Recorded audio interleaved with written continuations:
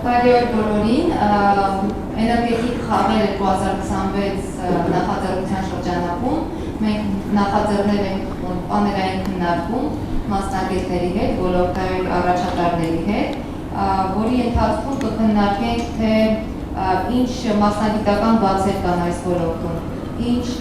կարիքներ կան, ինչ հեռանկարներ կան։ Տնտեսությունը զարգանում է, անընդհատ էներգիա է հարկավոր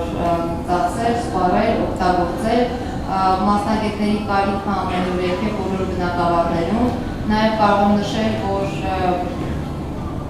էներգետիկները և բնապահպանները միակը չեն, որ այս ոլորտով հետաքրքրված են, և մենք ունենք մեր մոտ, մեր թիմերում ինչպես ծրագրավորողներ, հաշվապահներ, որոնք շատ լավ խաղերի մասնակցում են ու պատասխանում են նրանց հարցերին, որ հիմնական էներգետիկները և բնապահպանները պետք է պատասխանեն, և մենք հասկանում ենք, որ կայուն տնտեսությունը, կայուն զարգացումը, դրան առնչվող թեմաները ներխուժել են բոլոր մասնագիտությունները։ Այդ կապակցությամբ կխնդրեմ հարգելի գործընկերներ, ժյուրի անդամներ, ոլորտի առաջատարներ և ներկայանալ և խոսեք այս ոլորտների բացերից, կարիքներից։ Ես արդեն խոսել եմ մի քանի անգամ, երեք սավորը խոսել։ Չնայած մինչ սկսել եմ խոսելը, ստեղ մի տեխնիկական բան խնդիր առաջացավ։ Ես դա ուղղեմ և անցնենք առաջ։ Չխոսամ։ Այս ֆոնը Ու բան էլի հետևի երաշտին բոմ, դե ես էլ եմ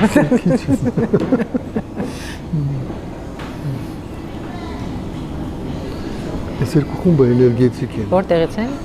Աբովյանի էներգետիկ, Ով է Աբովյան, ձեր բարձրացրեք մի հատ, Աբովյան, ուրիշ, որտեղից ունենք թիմ։ Նոյեմբերյան, Իջևան, ուրիշ։ Նոյեմբերյան, Իջևան, Աբովյան, okay։ Սկսեցինք։ Բարև ձեզ, իմ անունը Աստղին է, ես էներգախնայության աջակցման հիմնադրամի տնօրենն եմ և շարունակելով նույնի միտքը, որ էներգետիկա, էկոլոգիա ոլորտներ մասնագիտություն, ես տնտեսագետ եմ, ոչ էներգետիկ եմ, ոչ էկոլոգ եմ, ես մասնագիտությամբ տնտեսագետ եմ, Հայաստանում ավարտել եմ Ժողովրդատնտեսության ինստիտուտի միջազգային տնտեսագիտության և տնտեսական կապերի ֆակուլտետը, հետո մագիստրատուրա եմ արել Ամերիկայում, Բրաունի համալսարանում, բնապահպանական տնտեսագիտության մասնագիտությամբ, ինքը տենց հայերեն որ ասում ես, բնապահպանական տնտեսագիտություն մասնագիտություն չկա, environmental economics։ Մեր մոտ մինչև հիմա դասավանդման մենակ բնօգտագործման էկոնոմիկա, որը հակառակն է նրան, ինչ որ մենք ենք անում։ Մենք բնությունը չօգտագործելու տնտեսագիտությունն ենք հաշվում, էլի, դրա համար ինքը ուրիշ հենց ռեսուրսների էկոնոմիկան առանձին է, բնապահպանական էկոնոմիկան առանձին է։ Մեծ պատիվ է խոսել երիտասարդների հետ, որովհետև մենք միշտ հանձինս ձեզ տեսնում ենք մեր ապագա գոլեգաներին։ Մի բան, որ միանշանակ նույնն էլ ընդգծեց և ես ուզում եմ ոնց որ երկրորդեմ իր խոսքին, մեր ոլորտում ունենք կադրային հսկայական բաց։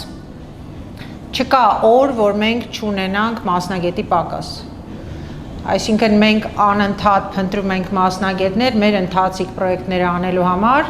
և հաջորդ պրոյեկտը, որով կարող ենք ֆինանսավորում բերել, դիմում ենք կամ չենք դիմում, ելնելով հասանելի թիմակիցների քանակից։ Այսինքն եղել է, որ մենք չենք դիմել դրա համար շնորհիվ, որովհետև գիտենք, որ ուժ չունենք էլ, ազատ մարդ չկա, նոր էլ չենք գտնելու, որովհետև լիք անգամ փորձել ենք, տասնյակ անգամներ մրցույթներ ենք հայտարարել ու չենք գտել մարդկանց, որոնք մեզ պետք են։ Մասնագիտական սպեկտրը շատ մեծ է, հա։ Մենք էներգետիկայի ոլորտում աշխատում ենք ոչ հանուն էներգետիկա, այսինքն էներգախնայության աջակցման հիմնադրամը շահույթ չէ, տապնդող, ոնց որ անգլերեն բառ կա think tank, հայերեն չգիտեմ ինչ է, մտածող տանկ, այսինքն բան, տենց մտքեր գեներացնող խորհրդատվական կառույց է, որի նպատակն է, առաքելությունն է պայքարել կլիմայի փոփոխության դեմ և խթանել կլիմայի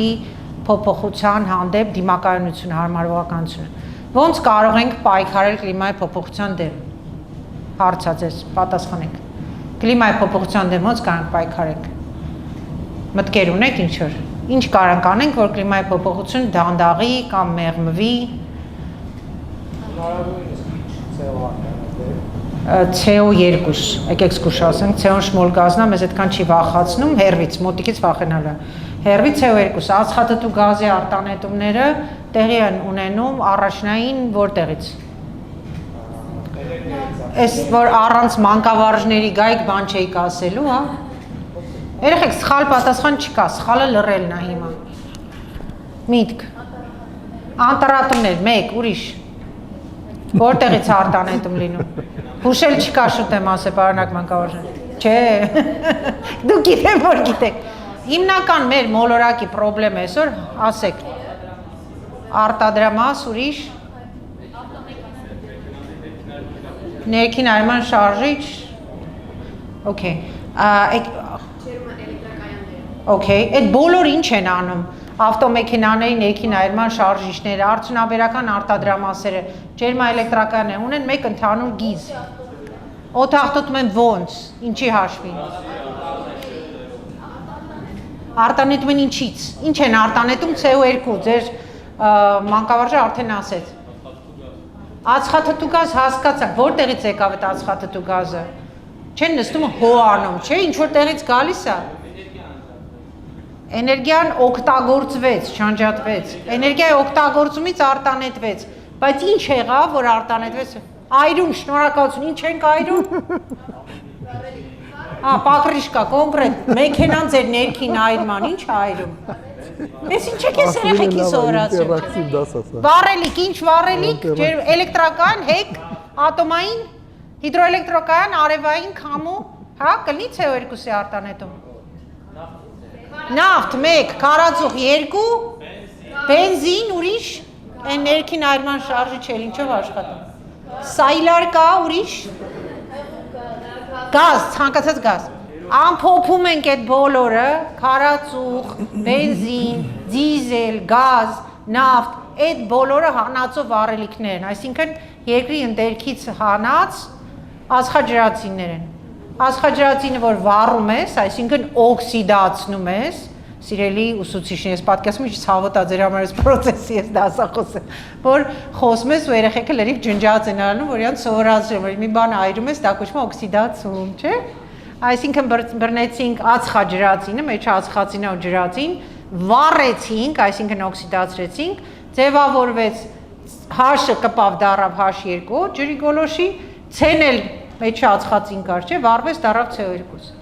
Ցանկացած բան, որ մեր մասնագիտական ոլորտում անում ենք,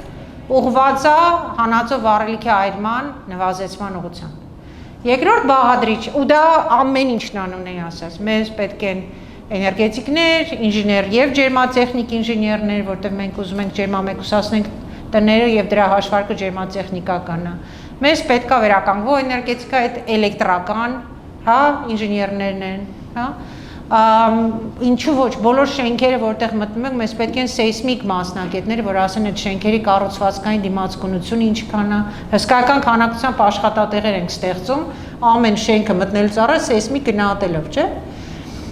Հետո մեզ պետք են ճարտարապետներ, որ այդ շենքերը չլինեն կուբիկներ, նաև լինեն սիրուն։ Մեզ պետք են կանաչ ճարտարապետներ, որ այդ կայուն էներգետիկ լուծումները ինտեգրեն գեղեցիկ շենքերի ու ֆասադների մեջ։ Եվ ինչու ոչ, կլիմայի փոփոխությունը արդեն հարցական չի, արդեն փաստ է։ Եվ նաև մենք պետք է ամեն ինչ անենք, որ հարմարվենք եւ դիմակայենք արդեն փոխվող կլիմայի փոփոխությանը։ Օրինակ հիշում եք 24 թվականի մայիսին Ալավերդու ջրհեղեղը, որ ուժեղ անձրևներ եկավ, ով ալուրերը նայել։ Բարձացավ, ինչ հա, կամուրջը փլվեց, հազարավոր մարդկանց տները ջուր լցվեց, պետությունը մինչև մագումարներ ավարտավ, բանանում փոխհատուցում այդ կորուստների հետևանքով։ Եվ մենք այսօր որպես պետություն չունենք այն կամրջաշինարարները, որոնք կօգնեն մեզ այդ կամուրջները վերականգնել եւ նորերը նախագծել այնպես, որ իրանք ավելի ամուր լինեն հեղեղների դեպքում։ Այսինքն կադրային բացը կլիմայի փոփոխության դաշտում գալիս է ամեն տեղ։ Շատ հաճախ էլի այդ բանը, ասենք մրցույթներից հետո պետք է այդ գնումներ անենք, պետք է թարգմանվի,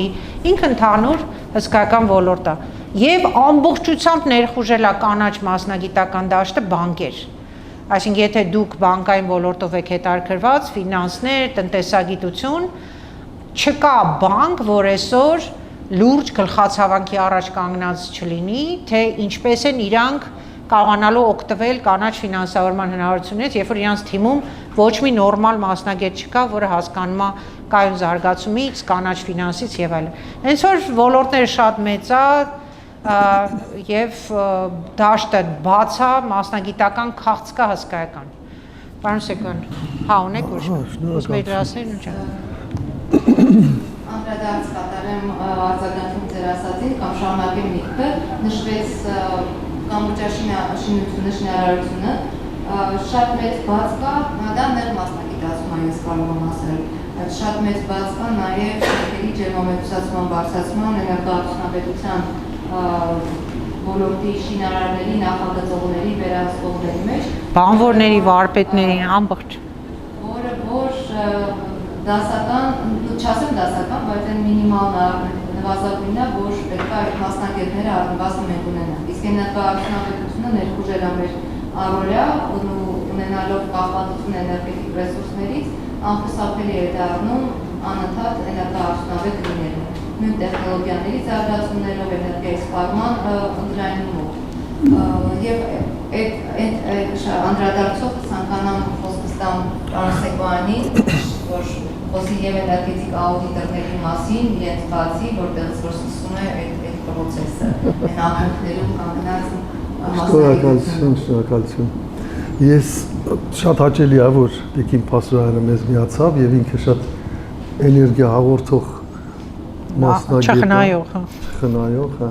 Շատ ակտիվացրեց, ինտերակտիվ սարքեց, իրոք։ Ես եթե ինչ չնայած ներկայացրեց Տիկին Սաքանյանը առավոտը, բայց ես ասեմ, որ ես զուտ էներգետիկ եմ։ Ես 40 տարի առաջ ավարտել եմ Պոլիտեխնիկական ինստիտուտը, ջերմաէներգետիկ եմ։ Աշխատել եմ էներգետիկայի բնագավառում եւ մինչեւ հիմա աշխատում եմ էներգետիկայի բնագավառում, անցել եմ բոլոր этаպները։ Ինստիտուտը ավարտելուց հետո ընդունվում ես ջերմային կայան, աշխատում ես կաթսայի օպերատորից, բոլոր փուլ առ փուլ, հանգույց առ հանգույց անցնում ես, հանձնում ես քննություն, բարձրանում ես վերև, հարտափոխի պետ, ավագ ինժեներ, գլխավոր ինժեներ եւ այլ եւ այլ։ Ես այդ բոլոր փուլերը անցել եմ եւ դրանից հետո անցել եմ խորհրդատվական աշխատանքի, հիմա վերականգնող էներգետիկայի վարչության հիմնադրամում, ՄԱԿ-ի զարգացման ծրագրերում եւ այլն։ Շատ նաեւ իրականացնում եմ այլ երկրների կողմից ներկայացված թափանցիկության զեկույցների ստուգում, այսինքն միջազգային փորձագիտական աշխատանքով եմ մասնակցում, երբ որ ստուգվում են այլ երկրների, իսկ այլ երկրների ներկայացված երկամյա թափանցիկության զեկույցների եւ ջերմոցային գազերի գույքագրումները, կադաստրները ստուգման են ենթարկվում միջազգային կազմակերպության կողմից։ Միջազգային կազմակերպություններում, եթե Հայաստանը արտանետում է ամբողջ գլոբալ արտանետումների 0.02%-ը ընդամենը, Հայաստանը հավասար իրավունքներով մասնակցում է միջազգային կազմակերպություններում բոլոր քննարկումներին, բոլոր նույն ձևով ներկայացնում է համապատասխան հաշվետվություններ, կազմում է երկրի արտանետումների վերաբերյալ հաշվետվություն, ներկայացնում է եւ հավասար իրավունքներով մասնակցում է։ Ես ինչի եմ ասում, փոքր մաս ունենալով 0.02%, մենք այնուամենայնիվ լիարժեք իրավունք ունենք առաջարկություններ անել եւ շատ դեպքերում ասեմ ձեզ, որ Հայաստանի կողմից ներկայացված առաջարկությունները մեխանիզմներ, ինչպես կիրառել, ինչպես անել, ինչպես հաշվետվություն եւ այլ ներկայացնել, դա շատ դեպքերում ընդունվում է։ Ուզում եմ ասեմ, եթե մենք փոքր եկենք, դա չի նշանակում, որ մասնագետները լավը չեն կամ չունեն հավասար իրավունքներ, չեն կարողանում լավ արտահայտվել։ Ես դրա համար ձեզ հորդորում եմ բոլորիդ լավագույնս լավ մասնագետ դառնեք, ամենալավ։ Ինչ եք ընտրել։ Էներգետիկա են ընտրել, էներգետիկա եք ընտրել, շատ լավ եք արել։ Դուք ընտրել եք տնտեսագիտություն, դուք ընտրել եք հաշվապահություն, դուք ընտրել եք համակարգչային նախագծում, դա, այսինքն դուք ամեն ինչն եք ընդգրկում ստացվում է։ Ես էներգետիկ աուդիտների վերաբերյալ, եթե ես շարունակեմ միտքը Նունեի ասած, էներգետիկ աուդիտները իր մեջ ներառում են նաև ֆինանսատնտեսագիտական մաս, այսինքն դուք եք էներգետիկ, բացի էներգետիկներից, որ զուտ տեխնիկական գիտելիքներ են բաժանում, Նաև էներգետիկ աուդիտի ժամանակ մենք վերջում տալիս ենք տնտեսագիտական վերլուծություն, թե երբ հետ գնումը կլինի, զուտ բերված արժեք, ներքուշահոթաբերության նորմ եւ այլն։ Այսինքն դուք լիարժեք մասնակցում եք էներգետիկ աուդիտի իրականացմանը։ Սկզբից վեր ենք անում էներգետիկ խնդիրները, հետո դա վերլուծում ենք եւ հասնում ենք տնտեսագիտական մասը, այսինքն դուք լիարժեք մասնակից եք էներգետիկ աուդիտի իրականացմանը։ Ես ասեմ, որ չգիտեմ ինչքանով ձեզ հետաքրքիր կլինի, մենք բազմաթիվ խնդիրներ ունենք բնականաբար այսօրվա դրությամբ Հայաստանում էներգետիկայի օրենսդրական, էներգետիկ արդյունավետության, էներգետիկ աուդիտի հետ կապված օրենսդրական դաշտում շատ խնդիրներ ունենք, դες որ արագ դառեք լավ մասնագետներ, միացեք մեր թմին, որ մենք միասին հաղթահարենք առկա բոլոր դժվարությունները։ Շնորհակալություն պարոն Սեկոյան։ Կարամ լրացեմ, մի բան ավելացնեմ, արձագանքեմ։ Մերսի շատ, նայեք, այս նախագծման պահը, հա, այս վերջերս օրինակ, նայեք, ի վերջո, մեր ամբողջ կենսը, մենք հիմա ոնց որ նեղացել ենք ֆիքսել էներգետիկ աուդիտ, տուն, շենք, հա, բայց իրականում ամեն ինչ որ մենք անում ենք մեր շուրջը, մեր քաղաքները, մեր բնակավայրերը, մեր գյուղերը, մեր համայնքները, բոլորը ընդհանուր պետք է գնան դեպի լայն առումով կանաչ քաղաքաշինություն, կանաչ համայնք, կանաչ տնտեսություն, որի մեջ միայն էներգետիկան չի, նույն ձևի մեջ մտմա ջուրը, մեջ մտմա թափոնների օգտագործումը, տրանսպորտը, լուսավորությունը եւ այլն, հա։ Դրա համար լայն առումով, ասենք, որ մեկը 10-ից ձեր ընտրած մասնագիտությունը, կոնկրետ օրինակ բերեմ, մենք ճարտարապետականի ուսանողների հետ, այս վերջերս փորձեցինք ճարտարապետականի դասախոսների հետ հասկանանք, կարող ենք գտնել մասնագետներ, որ մեզ օգնեն, օրինակ Տաշիր համայնքում այդ կամուրջի դիմակայունության բարձրացման ու գետի ափը ինչ բնահեն լուծումներով կարող են կամրացնել, որ հաջորդ հեղեղի ժամանակ էլ չտանի գետի ափերը, տանի ցեղը լցնի մարդկանց տները։ Մենք չգտանք ճարտարապետ, որ դա տիրապետում է, մենք սկսեցինք սովորացնել ուսանողներին մեր հմտություններով։ Մեր բոլոր մասնագիտական հմտությունները սկսեցինք պատմել ուսանողներին։ Բնապահպանություն, ջրային ռեսուրսների կարգավորում, բիոինժեներիա, ֆիտոստաբիլիզացիա եւ այլն, այդ բոլոր կենսաբազմազանություն սովորացրեցինք ճարտարապետը ինչ է անում։ Եթե ինքը կարող է լինի պարզապես նախագծող, ինչ որ պահի ձեզանից բոլոր պետք է ձեր համար հարցի պատասխանեք։ Ես ուզում եմ մոնո մասնագիտություն ունենամ։ Այսօր իմ փորձը, օրինակ, ցույց տվեց, որ մոնո մասնագիտությունը շատ նեղ հնարավորություններ է ձեզ տալիս։ Օրինակ, պարոն Սեկոյան ասում է ինքը ինժեներական կրթություն ունի, չէ՞, բայց այդ ֆինանսատնտեսական մասը ինքը ստիպված ինչ որ պահից սկսեց ինքը անել, որտեղ եթե ինքը անում է էներգաաուդիտ, որի վերջում տնտեսական հաշվարկի բլոկ կա, դա չանի, իր գործը թերի է։ Ու ինքը դարձավ ունիվերսալ, ինքը մի կողմից անում է էներգետիկ բլոկը, հետո անում է տնտեսագիտականը։ Հետս հետը ինքը ավելացրեց բնապահպանական բաղադրիչը։ Ինքը ձեզ նոր ներկայացնում էր, որ ինքը ջերմոցային գազերի արտանետումների կադաստրների որակի վերահսկողություն անում։ Դա լրիվ էկոլոգիական մասնագիտություն է, դաժե մթնոլորտային ֆիզիկա է ինչ որ առումով, հա։ Այսինքն 21-րդ դարը այլևս մի մասնագիտության դար չի։ Դուք ընտրում եք էներգետիկա,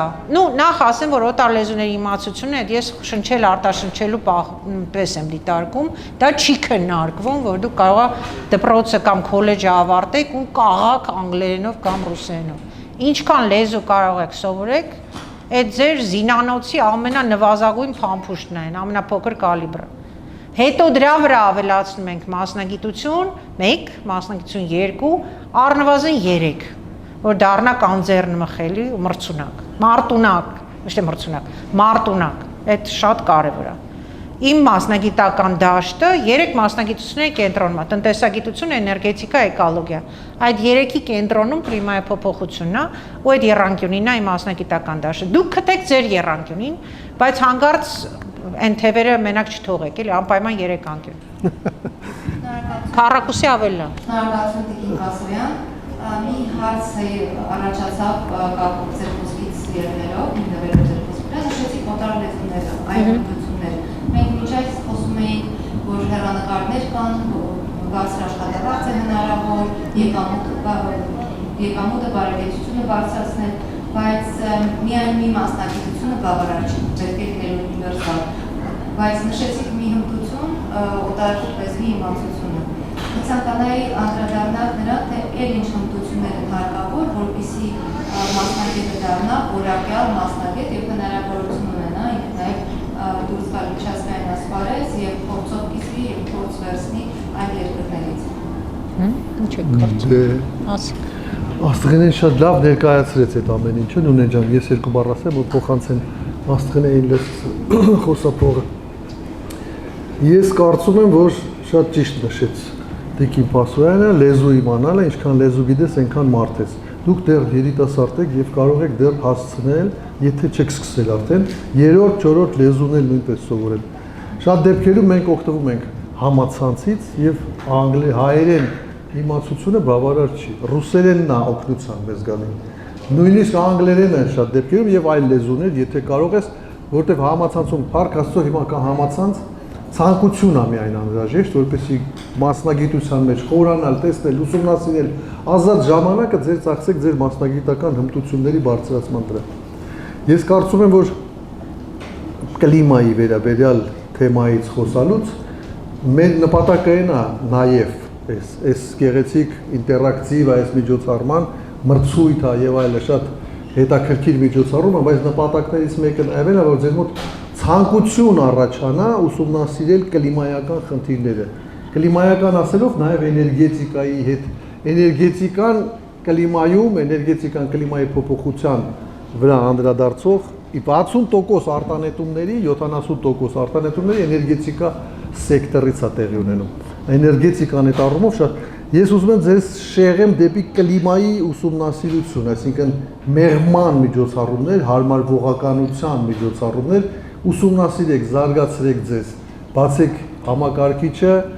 միանշանակ լեզվի հետ միասին համակարգչի իմացություն, երկրորդ ամենակարևոր, շատ կարևոր ինտերնետ եւ մեյլ, ծրագրեր, ինչքան շատ ծրագրեր իմանաք, Word, Excel, PowerPoint եւ այլն։ Այդ բոլորը պետք է անգիր իմանաք, դա անհրաժեշտ, բայց ոչ բավարար պայման է, ինչպես նշվեց։ Անհրաժեշտ եւ նաեւ մասնագիտական մասնագիտությունը, ձեր զուտ մասնագիտությունը, նեղ մասնագիտությունը։ Իմ հորդորն է, որպեսզի դուք ուշադրություն դարձնեք կլիմայի վրա։ Կլիմայական բազմաթիվ հիմնադրամներ կան, ծրագրեր կան, որոնք շատ փող ունեն, ասեմ ձեզ։ Աշխարհում կան միջազգային կլիմայական ծրագրեր, Green Climate Fund, GGF, չգիտեմ, GCPF եւ այլն, լիքը հապաղումներ կան։ Շատ գումարներ ունեն եւ այդ գումարները գրանտային տարբերակով հատկացվում են այն առաջարկներին, որոնք որ գրագետ ճիշտ կազմված են։ Նպատակը կլիմայի մեղմումն է, բայց միաժամանակ իրականացումը շատ լավ աշխատանք է իրականացում նաև համայնքի համար։ Կատարում ենք համայնքի շենքերի ջերմամեկուսացում կլիմայական ծրագրերի միջոցով եկած գումարների հաշվին։ Ջերմամեկուսացնում ենք շենքը, զեկուցում ենք, որ մենք նվազեցրինք ջերմոցային գազերի արտանետումները այսքանով։ Դրա համար միջազգային կազմակերպությունը տալիս է ձեզ գումար, համաֆինանսավորողներ են հայտնվում պետական եւ այլ մասնավոր կառույցներում եւ դուք կարողանում եք միաժամանակ եւ լավացնել իրավիճակը շենքերում ենթադրենք եւ միաժամանակ գլոբալ օգուտ տալ համայնքին, օգուտ տալ մարդկանց, որոնք որ վճարում են էներգիայի համար սկսում են արդեն ավելի քիչ վճարել եւ միաժամանակ բնականաբար գլոբալ խնդիրները, կլիմայի գլոբալ խնդիրները, ընդհանուր ջերմոցային գազերի արտանետման նվազեցումներ։ Իմ հորդորն է ձեզ, խնդրանքն է, չգիտեմ, ես իմ փորձով, մեր փորձով մենք ես կարծում եմ, որ շատ հետաքրքիր թեմա է, շատ կրեատիվ թեմա է, շատ որ մտնեք այդ թեմայի մեջ, կուզենաք մշտապես կատարելագործվել, հասկանալ, ինչպիսի ջերմոցային գազեր կան, ինչպես է դա էներգետիկայի, ես օրինակ էներգետիկայի առումով եմ այդ ամեն ինչ ասում, որտեղ ինքը շատ լայն է, կան այլ բնագավառներ, գյուղատնտեսություն եւ այլ եւ այլ եւ այլ։ Բայց քանի որ այսօր էներգետիկայից ենք խոսում եւ ես անձամբ էներգետիկայի մասնագետ եմ, ես ձեզ խորհուրդ եմ տալի ուսումնասիրեք, խորհուրդ եմ տալի փորձեք, բարձրատրվող աշխատանք կունենաք, կկարողանաք դիմել միջազգային ծրագրերի այնտեղից ֆինանսավորվել եւ միաժամանակ անել բարի, լավ, օգտակար գործ եւ մարդկանց համար, եւ ձեզ համար, եւ համայնքի համար եւ պետության համար։ Շնորհակալություն, պարոն Սերման, պարոն Տիկին Փասոյան։ Նայեք, լսած կլինեք այդ արտահայտությունը, որ եթե դու ընտրես մասնակցություն, որ դու սիրում ես, դու կյանքում ոչ մի օր գործի չես գնա։ Լսել եք երևի այդ արտահայտությունը։ Իսկ դա մեր գործն է։ Որտեվ ամեն օր մենք գնում ենք աշխատանքի ու անում ենք աշխատանք, որը այնքան մարդահաճո է, հա, մենք բառացիորեն մոլորակ ենք փրկում ամեն օր, մենք սուպերհերոսներ ենք Ժորժան, մենք փրկում ենք կլիման, փրկում ենք ծառերը, կրճատում ենք արտանետումները ու լավ վարձատրվում ենք, այս գլուխ գովալու համար չեմ ասում, այլ պրոստը ասում ջիջիլ գցեմ, որ ուզեք մրցեք ու պայքարեք եւ այլ, հարց կա, կոնկրետ ինչ կանենք ասում, հա, Հեսա մի երկու բան կասեմ, հա, հասկացա։ Մի քիչ ուզում եմ հələ լայնացնեմ, հետո կնեղացնենք ըստ մասնագիտությունների։ Ուզում եմ պարոն Սեկոյանի գիծս են շարունակեմ, էլ ինչ կարելի է զինանոցը վերցնել, չէ՞, որտեղ ոչ մի զինվորի դաշտ չեն ուղարկում մի հատ ավտոմատով, չէ՞, ինքը ունի, ասենք, նռնակ, ինքը ունի պայծնային փամփուշտ, դա ինչ որ դանակ միտեղ ունի, չէ՞, կամ գոնե լապտեր, ինչ որ բաներ կա, չէ՞, քարտեզ եւ այլն։ Հիմա նայենք, էլ ինչա ձեզ պետք։ Լեզունի մասին խոսեցինք։ Արհեստական բանականություն դե հուսով եմ պարապում եք, որտեղ արհեստական բանականություն դեռ այդքան էլ բանական չի, ինքը դեռ բավականին չեմ ուզում ասեմ տգետ, որտեղ շատ բան գիտի, բայց տհաս է, այն առումով, որ այդ գիտելիքը ճիշտ օգտագործել չգիտի ու իր ոնց որ քանի որ իր դեռահաս տարիքն է, հա, դուք կարող եք հիշեք ձեր 12, 13, 14 տարեկանը, որ անիմաստ ամեն ինչի մասին սուտ էիք խոսում, հիշում եք այդ տարիքը 13, 11-ից 14 տարեկանում բոլոր երեխեքը պատե համպատե սուտ են խոսում։ Հիմա արհեստական բանականությունին խաբելու բան, հատկություն, դա իր հատկություններից մեկն է եւ գալուցինացիաների հատկություն, հենց որ զգուշ եղեք։ Բայց այդ մասով մի հատ է ծրագրավորման բաղադրիչը չմոռանանք, որովհետեւ ցանկացած բան, որ դու կարողանաք ավտոմատիզացնել ինքնուրույն, կամ բավական դրանից հասկանաք, որ աշխատեք ծրագրավորողների հետ, որ ձեր գործը ավտոմատիզացնեն, օրինակ մեր փորացավին մայնց էներգետիկ աուդիտն է։ Այս մարդիկ կարմիր գրքային են, էլի։ Հայաստանում տենց մի ձեռիս վրա կարող եմ հաշվել հմուտ էներգետիկ աուդիտոր, որոնց կարելի է վստահել որակյալ էներգետիկ աուդիտ անել։ Բայց երկու շաբաթ առաջ տենդերի էինք մասնակցում, 350 տուն, 4 ամսում, ասում եմ, հիմար չեք, ասում չկա այդքան մասնագետ, ոնց են կլոնավորելու սրանց։ Եվ միակ բնականon հետևությունը հավելված ստեղծելն է, ավտոմատիզացնել, ծրագրավորել, որովհետև եթե չեն կարող մարդկանց կլոնավորեն, կկլոնավորենք իրանց գիտելիքը։ Այսինքն ցանկացած մասնագիտության սահմանին, ստիկի վրա կան ծրագրային լուծումներ, որոնք դուք պիտի կարողանաք իրանց հետ խոսել։ Ստեղ երևի թե գուցե շատ տրիվիալ կթվի, շատ պրիմիտիվ խորհուրդ է, բայց դպրոցի առարկաների գերազանց իմացությունը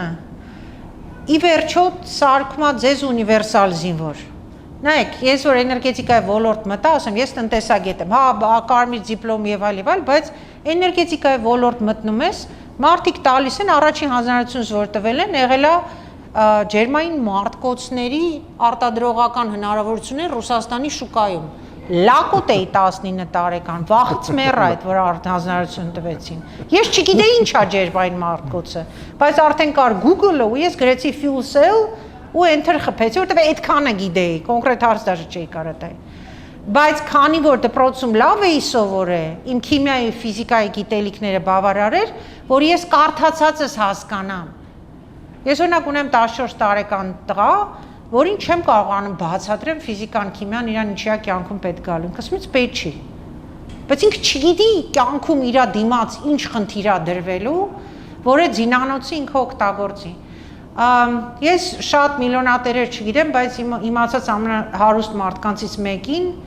ընկերուհիս, որը ուներ 18 տարեկան տղա, ասեց ինչ մասնագիտություն տղայիս, չէ, 15 տարեկան էր տղան, ասեց, ինչ խորհուրդ կտաս, ինչ սովորի, որ կյանքում հաջողակ լինի։ Ու քանի որ ինքը self-made էր, ինքն էր իրան միլիոնատեր սարքեց, Ալան Ստրայխերը հայտնի լեգենդար մասնագետ է մեր ոլորտում, ասեց, գիտես ինչ, ասեց, հիմա թող բոլոր ճշգրիտ գիտությունները սովորի, ֆիզիկա, քիմիա, մաթեմատիկա, կենսաբանություն, որովհետև փիլիսոփայություն, պատմություն, սոցիոլոգիա ինքը կարող է 50 տարեկանում էլ սովորի։ Բայց ուղեղի այս ճկունությունը, որով կարող ես ճշգրիտ գիտելիք սովորես մասնագիտանաս, կվերջանա 23 տարեկանում, դրանից հետո մենք բոլորս բթանում ենք։ Բայց այս գիտելիքները, որ ինքը ձեռք բերի հիմա, 23 տարեկանում ինքը կարող է մատը դնի ցանկացած մասնագիտության վրա եւ խորանա։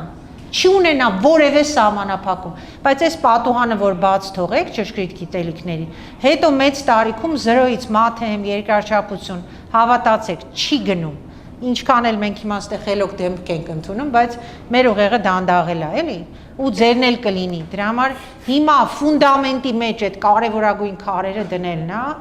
իր սահմանակից գոնե թեթև Python սովորեք, ինքնուրույն կարողանաք օպտիմիզացնեք ձեր հմտությունը։ Եթե շանս կլինի GIS սովորեք, քարտեզագրումը, ոնց որ հիմա Google Maps-ն եք օգտագործում, 20 տարի հետո պետք է ակնկալենք, որ բոլորս ինքնուրույն կարողանանք GIS-ով մեր գործը կարողանանք անենք, ես արդեն GIS-ի վրա գիծը քաշել եմ, ասեցի, այս մի բան էլ չեմ սովորելու, ինձից հետո արդեն ասեցի, ուզում պարավ տատիկի պես, ասում երեխի ջան, մի հատ էս քարտեզ իմ համար, չեմ սովորելու, բայց պիտի սովորեք դուք, այդ են բաներն է, որ ամենօրյա հմտություններ են, IT, խելացի տեխնոլոգիաների, օպտիմիզացիայի, գեոլոկացիայի, գեոինֆորմացիայի եւ ծրագրավորումը հետը կապելով կրկնում եմ մաթեմատիկա, երկրաչափություն, ֆիզիկա, քիմիա, կենսաբանություն։ Ես պետք է շարունակեմ, որ մենք ժամանակի մեջ սահմանափակ ենք։ Ես էլ բան չեմ։ Շնորհակալություն հայտնեմ մեր բանախոսներին արժեքավոր խորհուրդների համար, վստահաբար մասնակիցները ողջորվել են եւ ողջշնչվել են, էներգիան, որ ես ապեմ բրենդում, հաստատ տարածում այն շատ լայն է։ Եվ ցանկանում տալ հնարավորություն ամեն թիմի երկու հարց տալ, առավելագույնս, եւ ավելացնել ձեր խոսքին հաղորդակցման հմտություն։ Օ, ես, այո։ Որովհետեւ դուք կարող եք իմանալ ամեն ինչ, բայց չկարողանաք հաղորդել դա։ Բանակցել, այո։ Դրա համար ես խորհուրդ կտամ հաղորդակցման հմտությունները անընդհատ մոռացել եմ։ Եվ այսօր մեր խաղերի ինչ-որ մի հատվածը նաեւ է բացի հաշվարկներից, բացի ձեր վերլուծություններից, դուք նաեւ ներկայացնում եք եւ զարգացնում եք այդ հմտությունները։ Մի բան էլ կավելացնեմ այդ առումով, որ փորձի ձեռքբերումը շատ կարևոր է եւ երբ որ ասում են մեր հաջորդ этаպը մրցույթ է եւ ներկայացնեն էներգետիկ ոլորտի արդյունքները,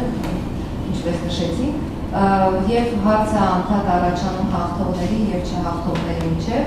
եւ որ ասում են մասնակցությունը, ինչպես մենք խոսում ենք, մասնակցությունը կարևոր է։ Մասնակցությունը կարևոր է ոչ միայն մասնակցության համար բարձրապես, այլ դա բերում է շատ բաներ, դա բերում է փորձ։ Իսկ փորձի վրա կարելի է կառուցել նոր փորձ, ու դա արդեն դառնա հմտություն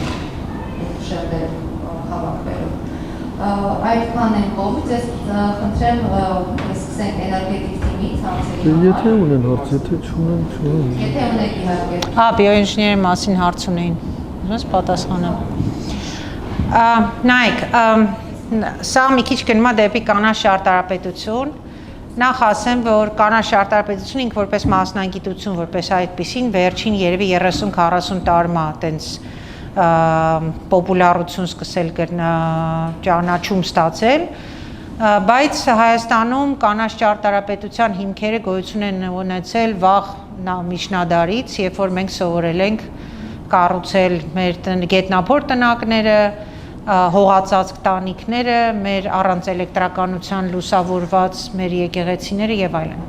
Կոնկրետ բիոինժեներիան ինքը ինչով է հետարքիր, այնա ինչ որ մարդիկ արել են դարերով մինչեւ բետոնի ու բանի բուլդոզերների ստեղծումը, ուսումնասիրել բուսականությունը, հասկանալ նրանց բույսերի ունակությունները, օրինակ արմատական համակարգի տարածման ձևը, բնորոշ, այսպես կամ այնպես, կան արմատներ, որ ուղիղ ներքև են գնում, կան ծառեր, որ փռված են գնում, կան, որ իրանց միջոցով ֆիլտրել կարող են, արմատային համակարգով ջրի որակը կարող են մաքրել, կան, որ օդ են մաքրում, որովհետև ունակ են, օրինակ, պոտաշիում են պարունակում ու կարող են հողի մեջ ֆիքսել ծանր մետաղները ու արդյունքում դու կարողանաս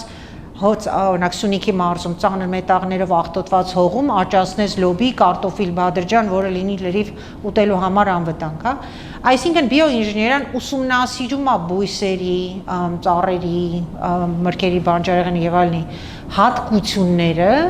ինչ որ ստրուկտուրաներ եւ ենթակառուցվածքներ սպասարկելու։ Հիմա եթե մենք օրինակ շատ գետեր որ նայեք համայնքներով անցնում է, ափերը մեր պետությունը դեռ 60-ական թվականներից բետոնից պատ են անում ու քարով ասում են շուբ, այդ շուբ քարերով շարում են, ասում են սա գետի հենապատն է, ինչի որ ափը չփլվի ու ջուր չգնա։ Բայց արդյոք դա է միակ լուծումը։ Դա 20-րդ դարի տենց արդյունաբերական լուծում է, բայց չէ որ բնության մեջ կան հազարավոր գետերի ափեր, որտեղ կա ինչ որ բուսականություն, որ հարյուրամյակներով ձևավորվել է, որը հեղեղների ժամանակ բետոնից ոչ վատ պահում է այդ ափը ու չի փլվում։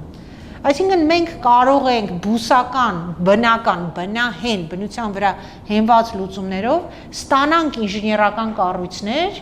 որոնք կարող են այդ ենթակառուցվածքի խնդիրը լուծել։ Հայերը դարեր շարունակ դարավանդներ են արել եւ կոնկրետ բույսեր կա, որ ցանում են, որ այդ դարավանդը չփլվի հեղեղի ժամանակ։ Ну, սա մեծ մասնագիտություն է բիոինժեներիան, բայց Հայաստանում տիրապետող չունենք։ Հա, շատ լավ։ Ուրիշ հարց ես խմբից։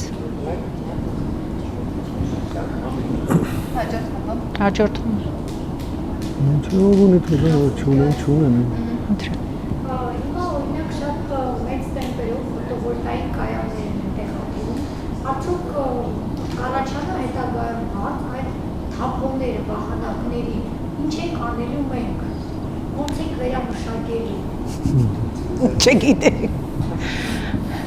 Այդտեղ հումքային նյութեր կան, որոնք կարելի է վերամշակել, հումք կա։ Երեգել այդ հարցը եղավ, եթե հիշում եք, չէ, եւ դա ավելի կարևոր խնդիր է, ենթադրենք թե նույն այդ ֆլուրեսենտային լամպերի սնդիկը, որ երբ որ օրինակ ես երբ որ երեխա էի, լումինեսցենտային լամպերը, փչացած լումինեսցենտային լամպը ասենց շպրտում էին աղբամանի մեջ, տրակում էր այնց խաղեր էլ երեխեքը խաղում էին, բայց դրանով ինչ էր առաջանում, սնդիկի արտահոսք։ Վտանգավոր նյութերը պետք է կարողանալ հավաքել, ուտիլիզացնել եւ ճիշտ ձևի կառավարել այդ ամեն ինչը։ Արևայինի հետ կապված մենք հիմա այլ խնդիրներ ունենք, դուք գիտեք, կուտակային խնդիրները, կուտակման խնդիրները, որ պետք է լուծել, որովհետեւ արևայինի զարգացումը մեր մոտ Հայաստանում լճացել է։ Սեփական ռեսուրս չունի Հայաստանը։ Դուք գիտեք, որ ատոմակայանը բնականաբար առաջնահերթ, բազային ռեժիմում աշխատող ատոմակայանը պետք է Հայաստանը միշտ ունենա։ Բացի դրանից պետք է ունենք դիվերսիֆիկացված, մի քիչ շեղվեցի հարցից, այլ մենք պետք է ունենք դիվերսիֆիկացված աղբյուրներ, որպեսզի եւ էներգետիկ անվտանգությունը եւ անկախությունը կարողանանք ապահովել դիվերսիֆիկացված։ Մենք ունենք ջերմային կայան, մենք ունենք արևային կայաններ, հողմակայաններ եւ եթե ունենանք վաղը երկրա ջերմային կայաններ եւ այլն շատ ավելի լավ կլինի, այսինքն դիվերսիֆիկացված։ Արևի հետ կապված այդ խնդիրը առկա է, բայց ինքը հումքային նյութերի կարելի է տարանջատել պանելները եւ պետք է ուղղակի կազմակերպել այդ աշխատանքը։ Այդտեղ մենք այդ խնդրի առաջ կանգնելու ենք 20 տարի հետո, 15 տարի հետո, բայց լուծումը կարա գտնվի, ուղղակի պետք է կազմակերպված մոտեցում այդ ամեն ինչին ցուցաբերել եւ ըստ հումքերի կարողանալ տարանջատել, ուտիլիզացնել, վերաշրջանառություն անել եւ այլն։ Նայեք, եթե էլի բերեմ դպրոցական գիտելիքի, հա, ինչ է արևային վահանակը, հա, ասում են մոնոկրիստալ, պոլիկրիստալ, հա, բայց իրականում ինքը սիլիցիումի ինչ-որ միացություն է, չէ՞։ Լայն առումով միացությունը քիմիական իրակազմով շատ մոտիկ է սովորական ապակուն։ Մենք ինչից ենք ապակի ստանում, իլ նույն սիլիցիումային աղերն է։ Եվ օրինակ Կալիֆոռնիայում ապակու գործարանները ընդունում են վահանակների, արևային վահանակների ջարդոնը եւ օգտագործում են ապակու արտադրության մեջ։ Այսինքն, եթե մենք ի սկզբանե հարցը ճիշտ ենք տալիս, ես ուզում եմ հարցը ճիշտ տամ, եւ ճիշտ հարցը տալը, երեխեք ջան, այն որ վաբշե հարցեր չունեիք, խնդրում եմ, ուշադիր եղեք, Մենք ձեզ շատ հարգում ենք, դրա համար ուզում ենք պատմենք այն, ինչ որ ձեզ պետք է գալու,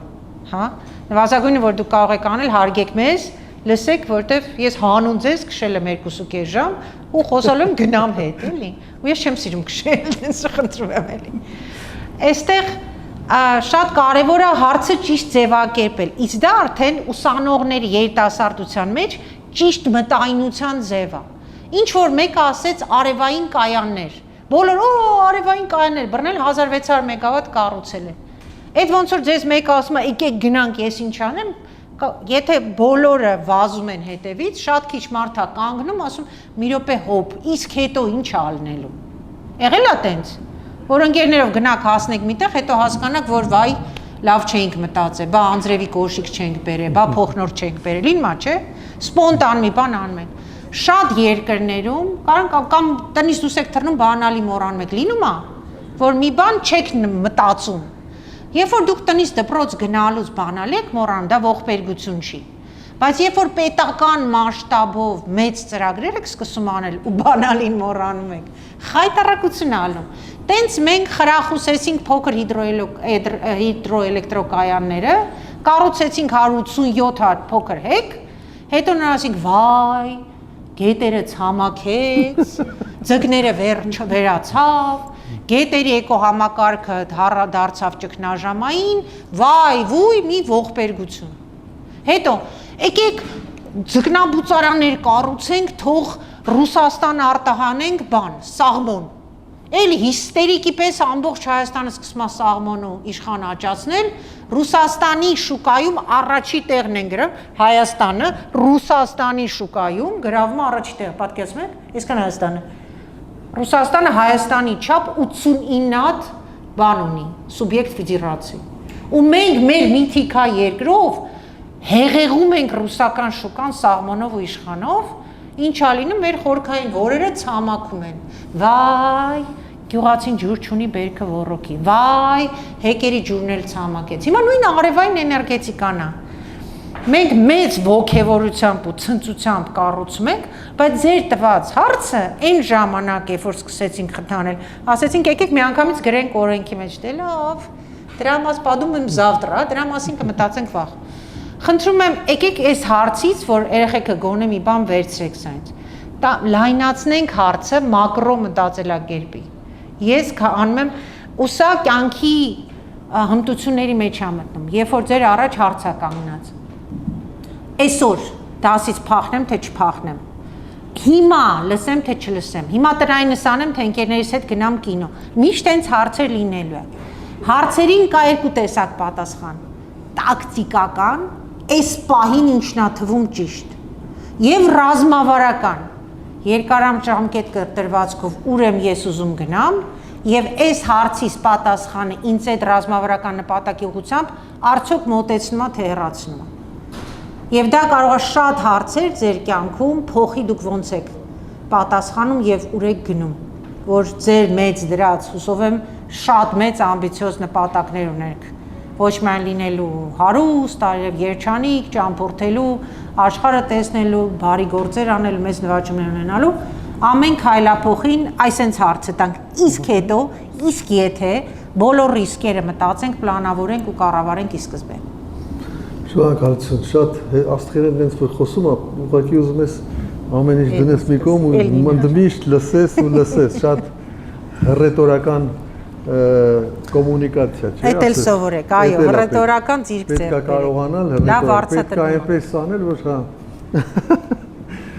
Ես պրոստը թուրի բռնում չլինի, մենք կողմ ենք վերականգնվող էներգետիկայի զարգացմանը։ Այո։ Մենք կողմ ենք արևայինի զարգացմանը, բայց խելամիտ է պետք է ամեն ինչին մոտենալ։ Չի կարելի, հասկացանք, արև շատ լավ է, մեր սեփական ռեսուրսն է, բայց պետք է դա գյուղատնտեսական հողերի վրա բնականաբար չպետք է լինի, չէ՞։ Դա պետք է լինի նաև ակումուլյացիոն համակարգերով հագեցած։ Այսինքն խելացի ճիշտ ձևով։ Երկու բառ եթե թույլ կտակ ես ընդհանուր մրցույթ, դուք տեսակ մրցու ով որ տեղում է, չէ՞։ Ես այսօր ձեզ թմերից մեկը տանելու է այս հրաշք, այն ինչ որ շարած է աչքովի վրա։ Դուք Այսօրվա Աղուստյակը դուք տեսնում եք ով որտեղում է, ոնց է ընթացել։ Հույսով եմ, որ վստահ եք, որ միջև հիմա եղել է ամեն ինչ օբյեկտիվ, ամեն ինչը մեր կողմից։ Այդպես էլ շարունակ մեր համար ոչ մի նշանակություն չունի, որ թիմը կտանի։ Կտանի այն թիմը, որը ամենախելացին այս երրորդ ներկայացումը իր կշռով շատ մեծ է։ Եվ այս տարբերությունը միավորների առանձնապես էական նշանակություն չունի։ Ով որ ճիշտ կներկայացնի, մենք գնահատելու ենք ժյուրին ձեր դիմաց նստած է, օբյեկտիվորեն գնահատելու ենք, հարցեր ենք տալու, պարզելու ենք, օբյեկտիվորեն գնահատելու ենք, այս երրորդ ներկայացման կշիռը շատ մեծ է ընդհանուրի մեջ։ Հետո Տիկին Սաքանյանը ձեզ կներկայացնի։ Ես չգիտեմ էլ կխոսամ թե չէ, ուզում եմ ասեմ, որ այս միջոցառումները պետք է լինեն համատարած, այս միջոցառումները շատ հետաքրքիր են, ինտերակտիվ են, գիտելիքահեն են եւ այլ։ Այսպիսի միջոցառումները պետք է համատարած հանրապետությունում լինեն էներգետիկայի մասնավորապես վերաբերյալ ջերմոցային գազերի, կլիմայի եւ այլ։ Նաեւ այլ ոլորտներում կարող են լինել։ Այնպես որ ես ուզում եմ ուղղակի այդ զգուշացնեմ եւ մի քանի անգամ ասել եմ, նորից եմ ասում, մենք անելու ենք օբյեկտիվորեն գնահատելու ենք։ Այն թիմը, որը միգուցե չհաղթի, նորից ինքը բավական գիտելիք կստանա, դա իրանց ստիմուլ կլինի, որպեսզի ինքը աշխատեն, երեխեքը իրանց վրա աշխատեն։ Այսինքն մասնակցությունը այսպիսի միջոցառմանը արդեն հաղթանակը։ Առավել եւս, որ այս հրաշք հեծանիվները տանելու եք, շատ եք ուրախանալու, ձեզ 4-ից 1-ը այսօր ցնցալու է։ Ցանկանում եմ լավագույնը, ամենահնարամիտը։ Տեսեք, հնարամտությունն էլ պետք է կապես այլ կերպի ժամանակ, չէ՞, տեսեք ինչ թիմը ոնց էր անում, նախորդ պայմանավորվել են։ Մենք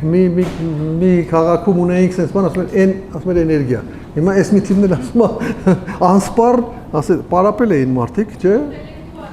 Դա ձեր հնարամտությունն է ու հնարամիտը նույնպես շահում է կյանքում։ Հնարամիտն էլ է շահում կյանքում։